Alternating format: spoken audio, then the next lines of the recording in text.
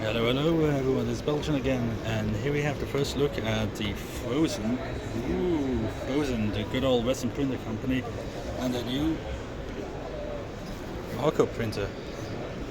Their first FDM printer, so let's take a gander.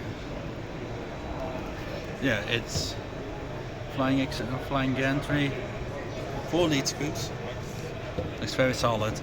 This thing is beefy as all hell. But yeah, this is what they're doing.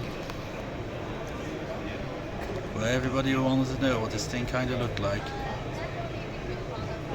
Multi-material, flexible build plates, extremely high speeds up to 30k XL. Yeah, we should hear more about this printer like next month.